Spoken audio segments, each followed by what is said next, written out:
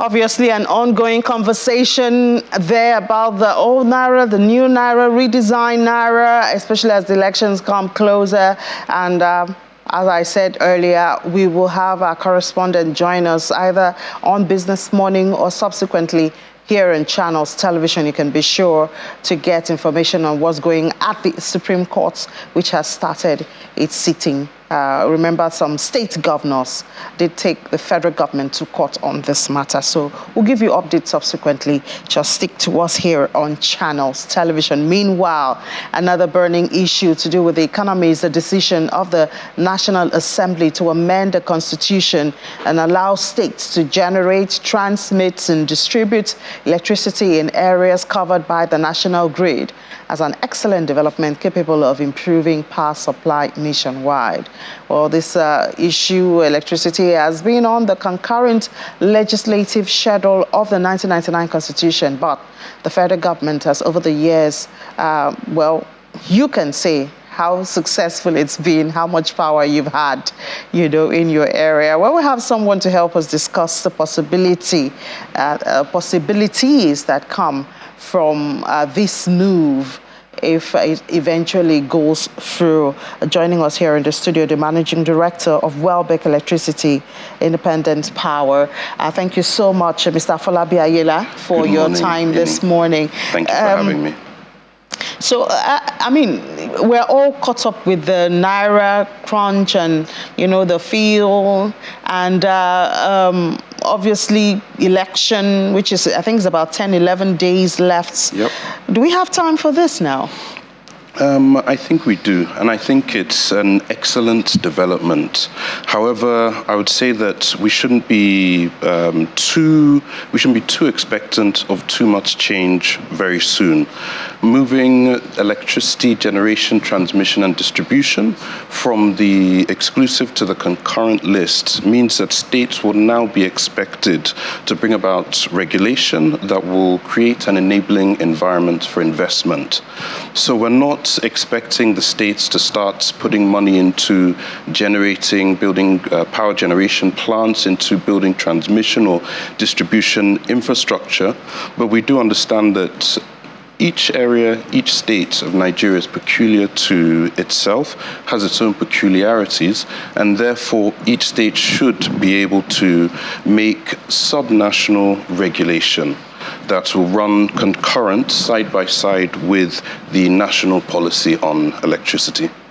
But do you see this administration going through with this legal process, or you think, I mean, we'll be so caught up with election matters and the Naira matters that it will have to move to the next administration? I think legally, getting everything in place legally, I believe it should be done before this government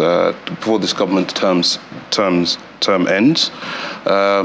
It's something that can be done, but like I said, we should actually expect changes, we should actually expect improvement maybe later in the year. So you said we should not get our hopes too high, you know, because even when it goes through, hopefully I use the when it goes through, it will not be states handling it per se. It will just be states making the environment conducive for the private sector to invest.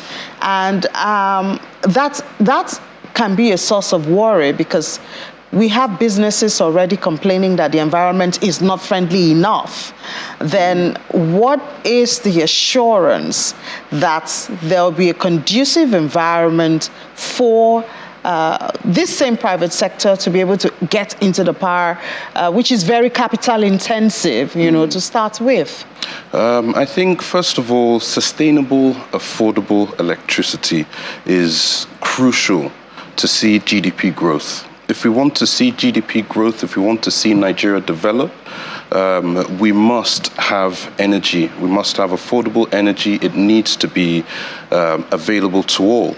Again, there must be cost-reflective tariffs. One of the issues we have at the moment is the tariff is not cost reflective. Once that happens, you'll find that more people will come in and invest. We'll find foreign investors that will come in, bring foreign money and invest in this sector. So there are certain things that maybe the federal government hasn't been able to do that the state will be able to do. So in a state like Lagos, where you have a high GDP for the state, you have a high level of industry, high level of production, that's very attractive for independent power producers like myself to come in and build power plants to supply off the grid. But in order to do this, the state has to come in and really look at the tariff, look at the cost of investment, look at what will be a suitable return on investment for those investors. Taking into account all of those factors, they can come up with their own tariff, their own pricing for Lagos State, which may be different to a state like, for example, Bayelsa. In Bayelsa, maybe the electricity can be cheaper because you have more access to gas. If someone is building a power plant there, they have the gas right there, unlike us, who have to pipe gas from south up to Lagos. So I hear you on two different fronts there. You talked about the cost reflective tariffs. The discos are complaining of that as we speak. They say that's one of the reasons why they cannot. You know, and then on the other hand, I also hear you say without power, of course, you can't expect your GDP to grow. And electricity has also been viewed as a social product, which is why the government had that subsidy to try to make it, you know, accessible by everyone and every social ladder. So how do we merge this now? We already have subsidy we're struggling with on petrol, you know, so we don't want, you know, that route anymore. How do we now get investors, assure them they can get a cost-reflective tariff, but not get the people, you know, to lose out of it? Because if really it's going to be a cost-reflective tariff, a lot of Nigerians may not be able to afford it. That's the truth, because of the infrastructure that is required, especially at the initial stage. I think you'll be surprised to find out or to learn what Nigerians can actually afford when it comes to spending on power, because of what we're spending already. To power a diesel generator, you're going to spend roughly four times the current electricity tariff in Lagos. You'll spend currently 4 times that.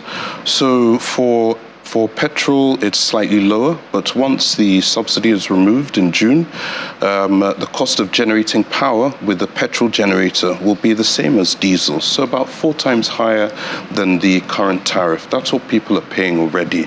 It may also surprise you to know that in Lagos, we have 21,000 megawatts of installed diesel generators. We average national production, it averages at about between 4,000 and 4,500 megawatts.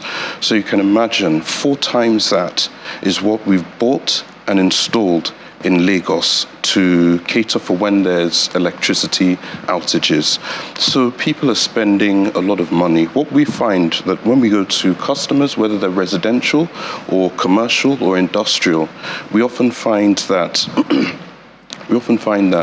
what they're spending on electricity, their mix of PHCN, the privatized PHCN, and diesel or petrol is much higher, significantly higher than the cost of us generating electricity and selling that power to them.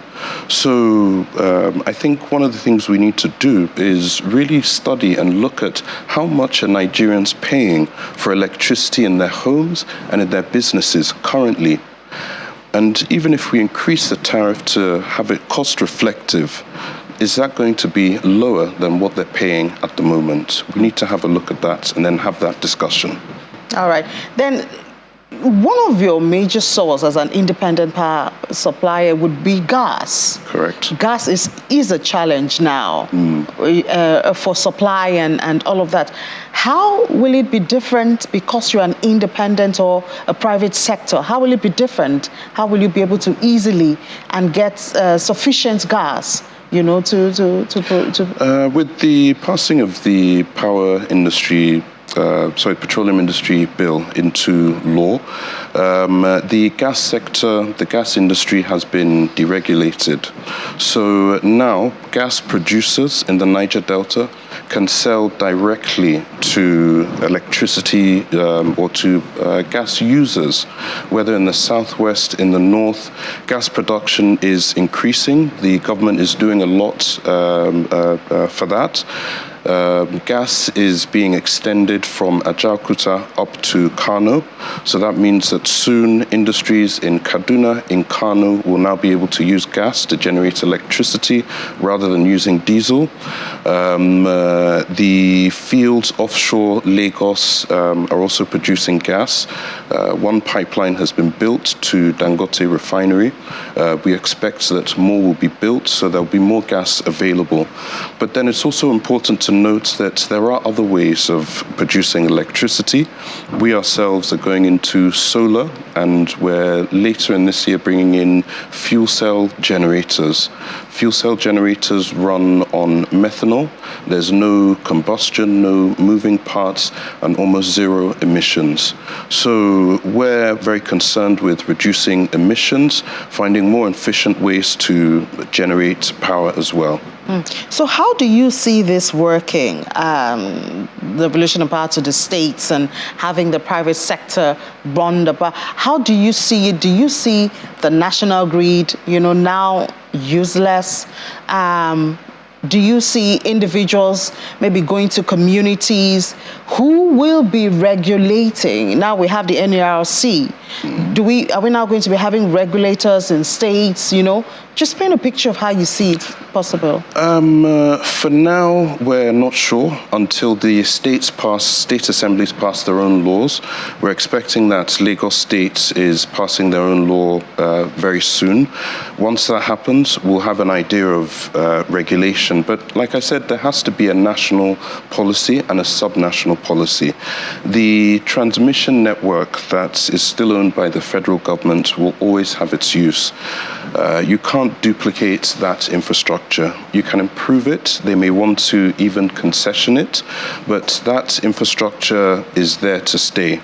There will be a national policy, there'll be subnational policies. So just like we have federal roads and we have state roads that run side by sides, the federal roads the highways have their own job, the state roads have their own jobs.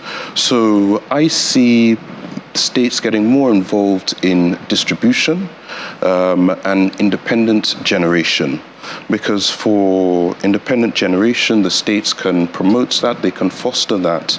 I mean, one of the ways that they could even get involved is providing land. So for example, if you have an area that you know needs power, that has a substation owned by one of the distribution companies, the state government might say, okay, we have some land here, let's find some independent power investors, let's bring them in, maybe give them some concessions, some tax breaks. They can build the plants, they can work with the distribution company, and people get their power. Wherever there's a long distance to wheel that power, we can work with the transmission company. So I see for the future, all of us working together, the federal regulator, the state regulators, the independent power producers, as well as the distribution and generation companies. All right, we do hope that dream comes true for the betterment of all Nigerians and businesses. Thank you so much, Mr. Afolabi Ayila, the Managing Director of Welbeck Electricity Independent Power. We'll see this through. We'll see where it takes us from the law and then, of course, the implementation of it. Yes. Thanks. Thank you very much for having me.